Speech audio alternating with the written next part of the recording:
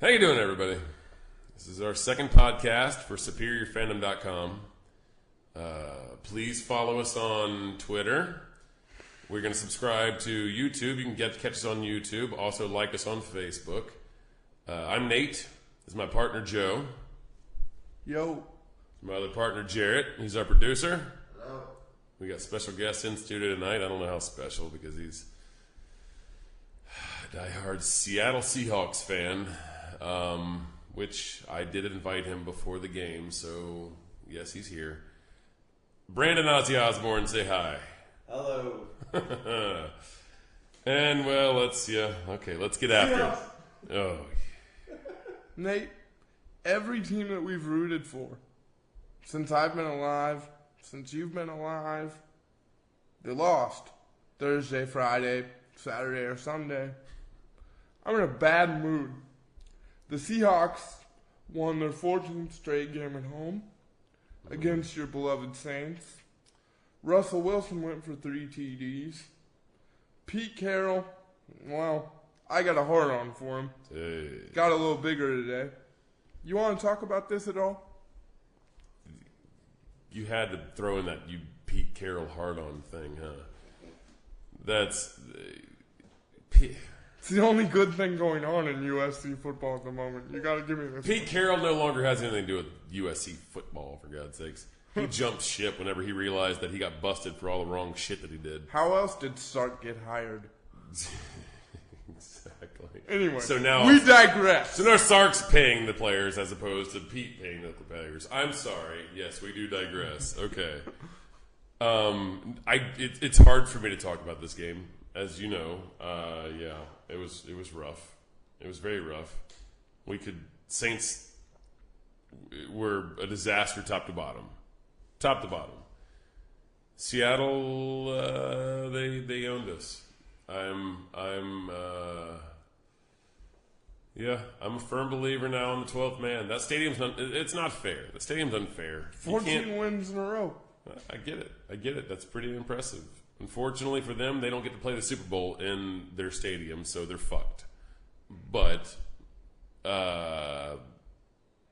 as far as the game goes, I don't know where our defense was. Our secondary was non-existent.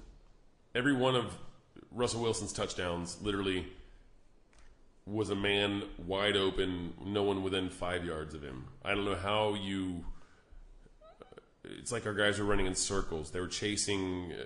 We shut down Marshawn Lynch. Beast mode was non-existent.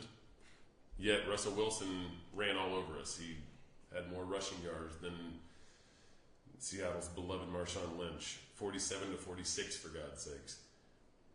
We did nothing right. There's nothing I can say good about this game. I'm not in a very good mood. And my Gators fucking lost the last second bucket as well. So I'm with you. Tonight was a disaster. Ozzy, do you want to rub this in a little bit? Absolutely. What do you have to say? Wait. No. I'm only going to say that I'll see you in the playoffs. Mm-hmm. And the playoffs is where it matters. We have home field advantage. Sorry about that. You guys focus on Marshawn Lynch, which we planned on you doing, and you focus on nobody else. We have so many weapons, and you couldn't shut down any of them. We handled you handedly. And I'm scared now because we gave you a weapon. The weapon is that now you're mad. Yeah. And you're going to come after us hard, but... Seahawks are going to win the Super Bowl this year. Damn. Let me repeat what I said earlier. Oh, yeah. Say it. The Super Bowl isn't being played at Seattle. Sure. You have to be able to win elsewhere. 12th man doesn't follow you. Right. Last time I checked, we lost one game this season. You did. I see. Yeah. The rest of the road games, we won. No, you're right. I can't. I wish I could argue with you, but I can't. I actually wish that the NFC Championship would be played in the Superdome so we could shut your ass down. Trust me, you don't wish that. Oh, I wish you don't wish that. Just so we could prove that the Seahawks are legit. Nobody gives the Seahawks any fucking credit. What do you you talk? Everyone gives the Seahawks credit, especially this year. This year. You guys are a legitimately good team. And when you say how unbeatable you guys are at Seattle, we are equally as unbeatable at the Dome. Well, I would like the opportunity to prove that, but apparently we crushed the shit out of you tonight, so we'll never face you in the Superdome. Fair enough. I don't know, but earlier when we were talking, I said tonight was going to be a preview of the NFC Championship, and I still think that's true. I agree with you. Unless we see each other earlier, but I don't see anybody in the AFC doing anything great. This year's Super Bowl is going to be won by an NFC team. It's either going to be us or you. Don't forget about the Carolina Panthers. Oh, I'm not forgetting about Carolina Carolina's Panthers. breathing up your neck, Well, as it is right now. Yeah, we got home field and first seed. We're set up all the way through. So you guys have a battle now. You're celebrating way too early, my friend. You're celebrating way too early. I never get to celebrate this early. I mean, I'm a Seattle fan, for fuck's sake. Our NBA team got taken away. We got robbed in a Super Bowl by the fucking stupid-ass Pittsburgh Steelers. By the way, Kings all day. That's it. What? How do you What? think he's talking about the Sonics? Kings Yeah, all day. The Sonics are gone. Kings all day. I fucking Kevin Johnson, best mayor. I hate it. I will no longer watch the NBA because of the Sonics, but we're not talking about that. We're talking about Seattle Seahawks. I beg your pardon, that might have been a low blow. Yeah, that was rough. That was rough, but I like it. Good work. You're on my side, Joe. Go Kings. But I'll tell you what, Nate. Next week we're going to fucking 49ers house. One of the last games at 49ers Candlestick Park. They got pride. That place is shit. I'm driving up That's there. always a dump. It's a dump. I'm driving up there. I couldn't get tickets because I'm poor, but I'm gonna tailgate and I'm gonna root on the Seahawks. And I wouldn't be surprised if we walk away with a loss, but it doesn't matter because we secured home field advantage. So. You haven't secured shit yet, Ozzy. What are you talking totally about? Secured You haven't secured shit. You can still lose to the Rams as well. True. The Rams they show up at random times whenever They almost beat us earlier this season. Exactly. You guys gave up over 200 rushing yards to Tampa Bay this year, and the Rams have a sick rushing game. They got Zach Stacy. They got the dude behind him, Cunningham. Is it something like they've got two mean running backs that can carve you up at any given time. If we lose out, we still have home field advantage over you. And the whole NFC, by the way. We're the best team in fucking football. I'm not going to... After tonight, I can't argue with you. I can't argue with that. I can't argue with that. I can't argue with that. All right. With that, I'm going to let you guys do your thing. And you're a prick, by the way. Yeah, F you. That's rad that you get to see one of the last games with the stick. That's pretty good. I'm pretty sure that I might have been conceived at that stadium in the upper deck of an old Giants game in the mid-'80s. Nice. It was cold.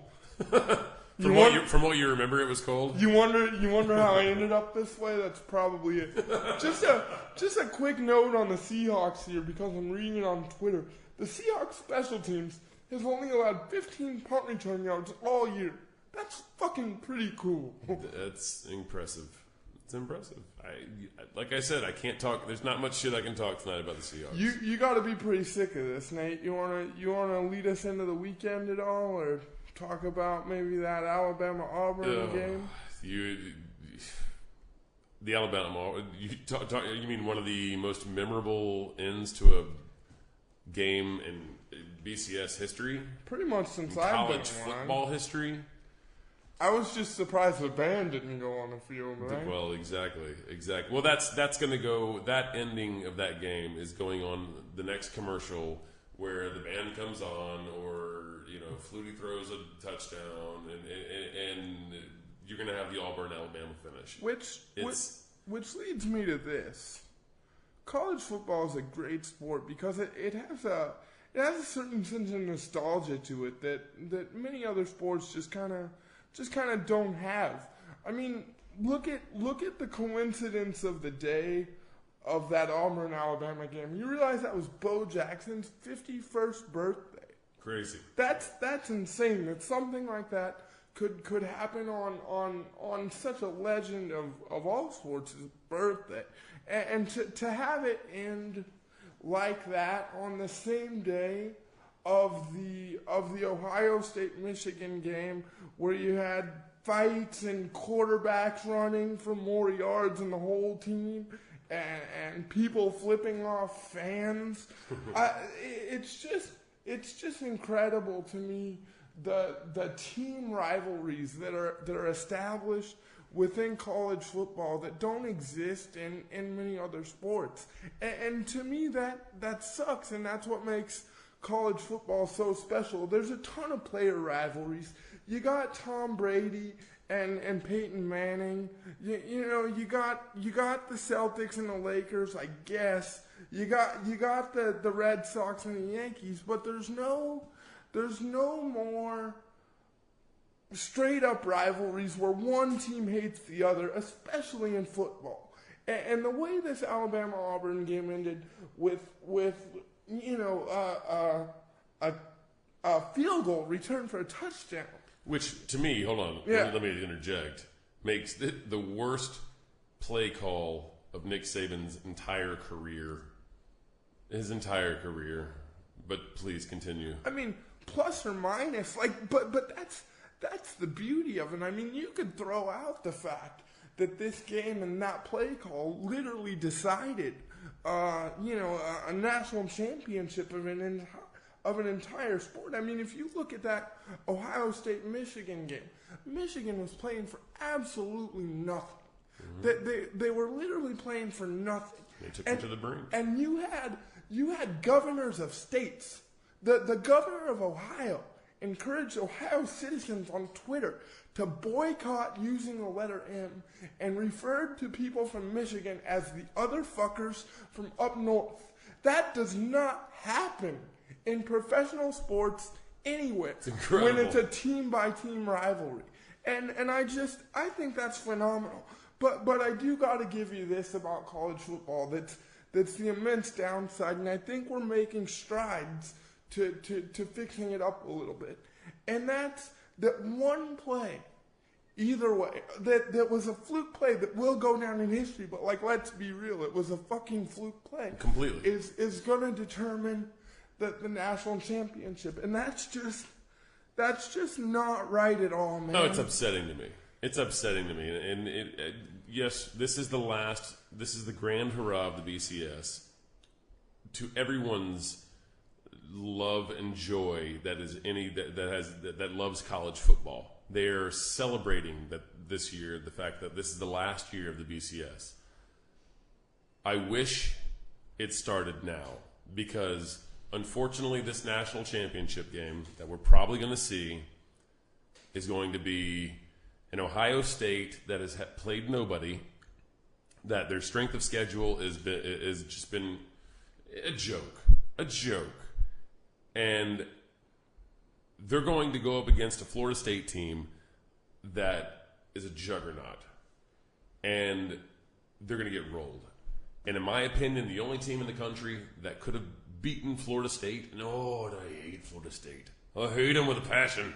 I hate them. Exactly. Chomp. Seminole. I hate Florida State. Not many teams I hate more. And they're real fucking good. And the only team, in my opinion, that could have beaten them was Alabama. And now Alabama is not going to have a shot at them because of this ridiculous fluke of a play that went down. And it was... I'm going to tell my kids about it. It was crazy. I was behind the bar. My entire bar just erupted. It was nuts. I'm glad I got to witness it. I just wish it didn't determine the outcome of the national championship this year. Then no one stuck around for the USC-UCLA game.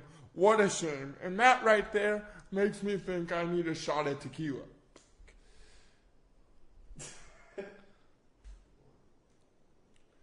So in 2014, there's going to be a college football playoff to determine the national championship. Thank God. And if I could walk, which I can't, I might actually do a backflip. And basically, how this playoff and this selection is going to work is the 6 major bowls are going to rotate, being paired off, and cause 2 semifinals, and then they're going to play a winner-take-all national championship game. And just for those who care, which I know there's probably 3 of you, there's a selection committee, much like in the NCAA March Madness tournament, that's been selected to create these 4 teams. This selection committee includes former and current athletic directors. Pat Hayden from USC headlines the list for me. Tyrone Willingham from UW, Stanford, and Notre Dame is at the heart of our buddy Ozzy over here. And then there's some people you wouldn't expect, like former Secretary of State Condoleezza Rice is going to have a vote in putting together this college football national championship. So depending on what you think about the NCAA and our government, this could be completely corrupt as shit, or the best thing possible to happen to sports. From what I understand, though, Condoleezza knows her sports, so we'll see what happens. So did Barack, but his fucking bracket looked like shit last year. True. Nate, so if this game played last year, or this year rather, who do you think would be the 4 that you would pick, and how do you think that would shake out? My 4 would be obviously Florida State, Alabama, and then it's just a rocky road. I guess you have to put Ohio State there, although it drives me nuts to do it. Ozzy's over there throwing an O at me, and I can't. You're out of your mind. You're out of your mind. Oregon. You're out of your mind. Oregon. You guys have all of a sudden in the second. You gotta respect the Rose Bowl. In the second half Anybody that doesn't respect the Rose Bowl has no place, in my opinion, or in any knowledgeable college football fan. Godfather of them all. I get it. Gotta do it. But Oregon shit the bed the last half of the season. They still a better football team than anybody out there. Oh dear. You're wrong. Oh dear. Nick, who's the 4 that you put into this? I guess I have to put Ohio State in there, although I don't think their strength of schedule is rough. So we got Auburn, I beg your pardon, Alabama, Florida State, Ohio State, and you're gonna leave Auburn out? No, I was gonna say Auburn. And it's which is just mind-boggling to me. You've got a team. In fact, the SEC championship game this year, 2 teams that both won 2 fucking games last year are competing for the SEC championship. Missouri and Auburn. I don't get it. They're both legitimately good teams. They're both strong as shit. It's mind-boggling to me. I can't explain it to you. I despise Auburn. I hate them almost as much as Florida State, but not quite. But yes, they belong there. They belong there. By the way, a quick side note. Auburn Tigers, Gus Malzahn. You mean the Auburn War Eagles? Unanimous Coach of the Year. They have an identity crisis. Gus Malzahn, unanimous Coach of the Year. I mean, has to be. He has to be. I agree with you. You hate too much, Nate. No, I'm not disagreeing with you. Though it's incredible. He turned the program it's night and day. Completely turned around. War Eagle. Now here's Tiger. I thought. Identity crisis. I can't help you there. It's Alabama. 300 million people, 15 last names. Exactly. Whatever that joke is. That might be Kentucky too. I don't know. Pac-12, man. Yeah. So at any rate, man, does it bug you at all that the one team that's in there no matter what, and we can't really argue this, is Florida State, and they're ran by a guy, Jameis Winston that should, for all intents and purposes, be in fucking jail. Well, okay, he hasn't been accused of anything, but he should be suspended at the least right now.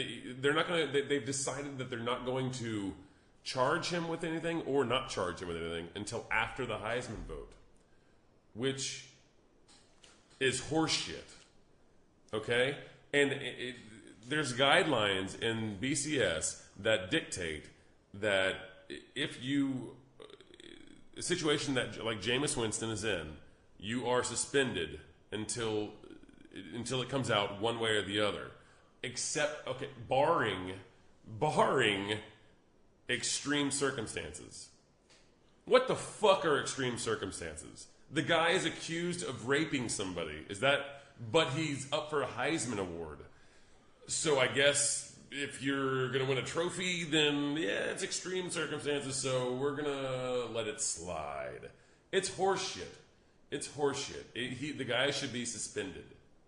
Can we put a money drop in there? Seriously. Keep that. Can you just do that? Keep that. No, but can we put a real one in? Like, can we put a real one in? We can try. We can try. So, and that's what it is. Are we back up? That's what it is. It's all about money. It's all about the Benjamins, and he's obviously making a lot of it, and there's a lot of money behind him, and there's a lot riding on the fact whether he wins this or not, or obviously if he gets suspended, Florida State, they're in the shitter. They do nothing because the guy's legit. He's good.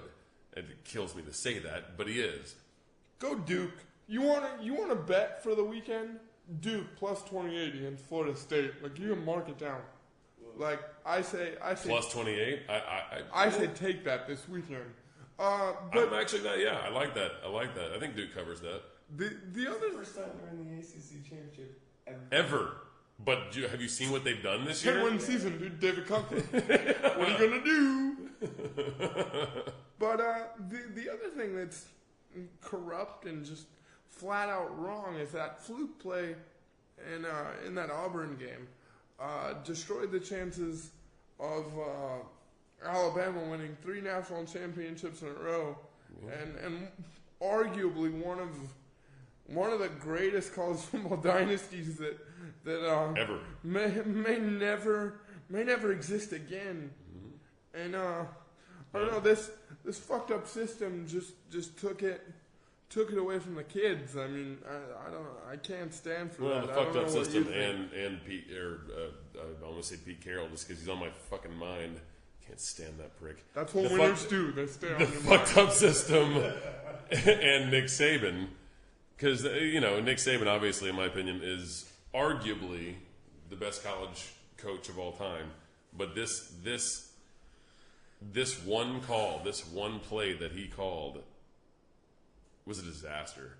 You've got a kicker that missed 3 field goals, all under 45 yards, and then you decide to let a place kicker hit from 56 whenever you should either throw a Hail Mary, 1 second left, either throw a Hail Mary or just run it and push it into overtime.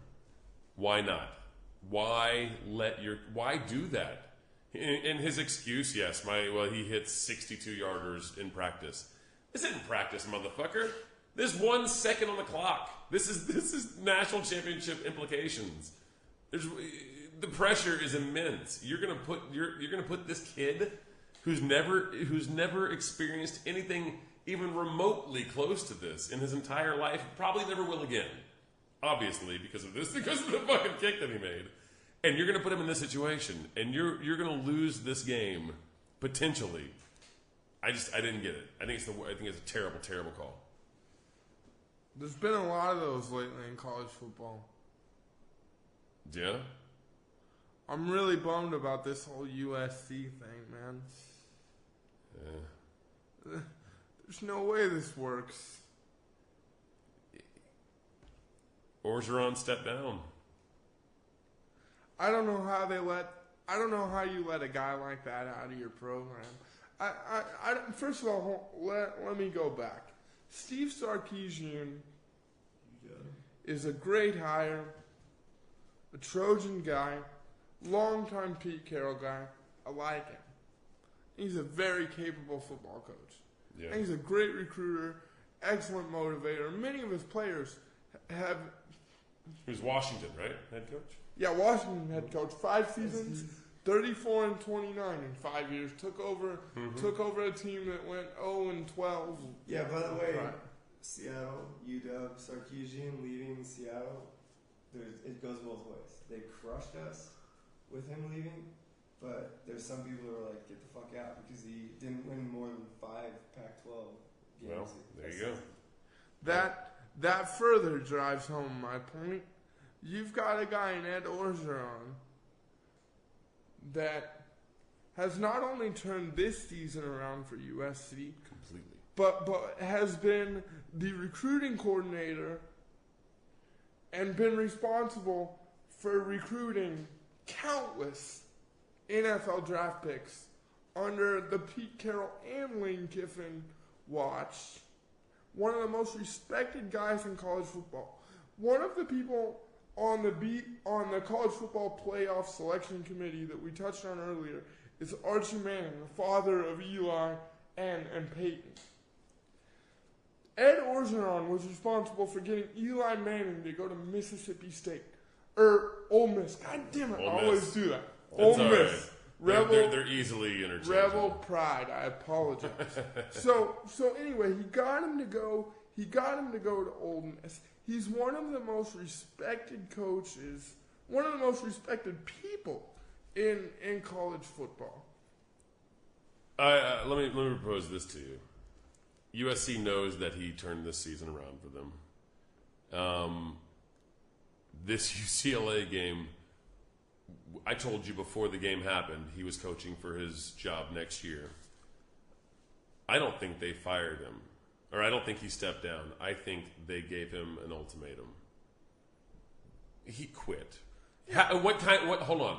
What kind of coach just up and quits on a bunch of kids that he has turned the entire program around? They didn't want to fire him because they knew the implications of it. They knew what he had done.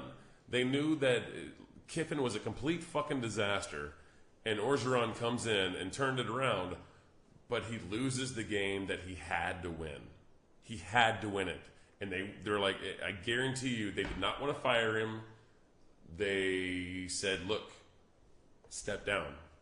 Step down, you'll get a coaching job. You've done enough here to get a coaching job somewhere else next year. Basically, I agree with everything you said. And through reading on the official news source that is Twitter, it seems I can put together that they offered Ed Orgeron an assistant head coach position, and we're going to make him, which is horseshit. I agree. That's fucking horseshit. Which was that's in the public's eye that they offered that. That's what they told the public. Which was slated to make him one of the highest paid assistant coaches in all of college football. Now, obviously that's an ultimatum. Obviously Ed Orgeron has done enough to get a job anywhere that he wants to go and earn respect of many people. I wouldn't say anywhere. I'd say a lot of places. A lot of major schools, absolutely. He's done enough to earn a major head coaching job at a Power 6 conference. No questions asked. No questions asked. I agree with that. They gave him an ultimatum to be an assistant head coach. He got pissed off, resigned, and then here's the kicker. After all that he's done for that program, it's been reported that he was not even allowed to meet with his team to say goodbye.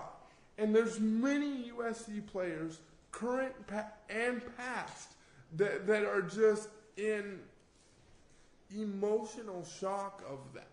Marcus Allen tweeted on Twitter today that anything Coach Orgeron needs, all he's got to do is ask him. Now, I don't know any college coach that gets fired the day that he gets fired, when Marcus Allen reaches out directly and says, "I've got your back," that's insane to me. And not again, like let's not say that I don't think Steve Sarkisian could keep this job and do well here, because I don't think that's the case at all. But my thing is, it's a lateral move to something that the Trojans have done in the past, hiring a Pete Carroll disciple without a proven track record of success at a major college football level. And my biggest concern, although Sark is a great recruiter, the uncertainty that's at the top of the USC athletic department is going to derail top flight recruits from coming to USC, especially with other schools on the West Coast right up our ass. And that's what scares me. And that's all I have to say. And it's going to be interesting to see how Trojan football plays out in the next couple years. But Edo, we support you. Nate, that's all I got for tonight. Everybody have a great evening. Let them know where they can find us. Everybody check us out at www.superiorfandom.com. Follow us on Facebook and Twitter. Subscribe to us on YouTube. We're going to have quick hits all throughout the week from now on as well. I'm on J-Date too. There you go. J-Date right here. Our quick hits are going to be 7 to 10 minutes, guys. Check them out. They're going to be fun. Anyways, if you like us, let us know. Bye.